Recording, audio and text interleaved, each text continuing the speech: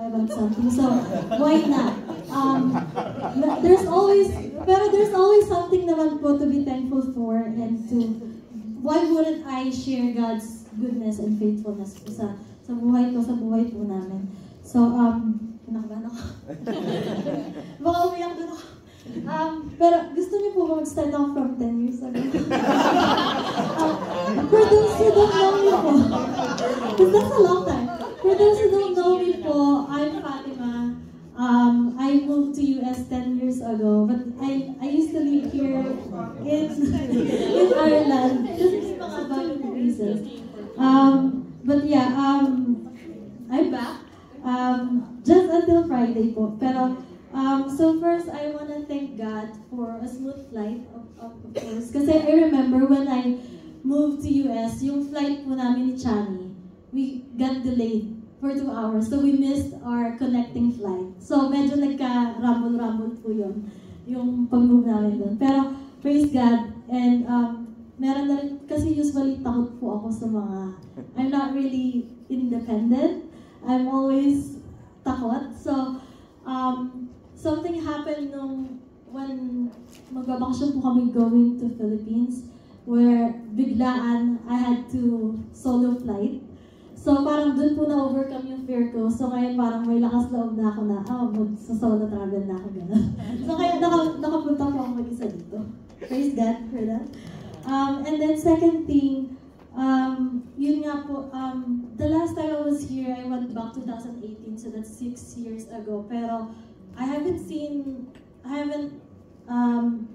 marami po akong hindi rin na-meet. So actually, si Ate Mel sa first time ko siya nakita in 10 years. Like, we haven't seen each other since I left. So, ayun po, I want to thank God na, if I'm gonna be visiting here, parang hindi ako mamumroblema kung saan ako mag-stay, or I don't have to look for, place to stay. Like, I know there's always a good family that will welcome me. Ayun po, so thank you. And busy. And then, of course, yung main, pinaka-big testimony naman po namin talaga is yun nga po, kompleto na po kami magkakasama kami sa US.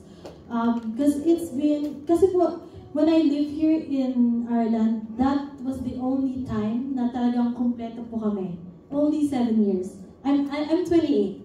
So, it's always been like separated, palaging half here, half doon. Laging may missing, gano'n. So, yun po yung pinaka-testimony namin na finally, moving to US nang kami lang I was 18 years old.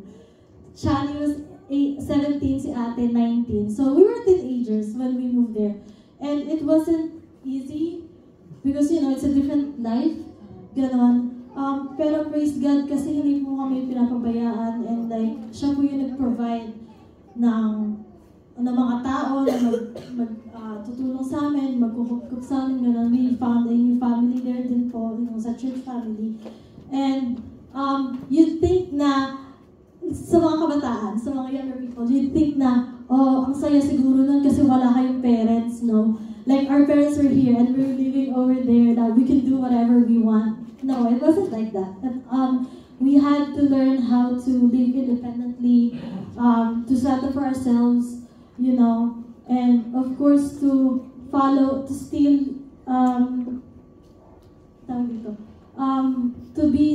still stay on the path na kung saan, paano ba kami pinalaki as Christians, as growing up in the church, in a Christian family. We had to learn na stay on that track. Ganun po. So, ayun. It wasn't easy, pero God provided for us, for our family. And ayun, we lived in an apartment by ourselves na kaming tatlo lang. And, there are challenges na yung, syempre, nag-aaway-aaway kami, ganun. And walang mga yung parang walang house rules na inaano ng parents dahil wala kaming parents, ganun. But we survived, I guess. Thank God. And so yun po, parang that's just the summary.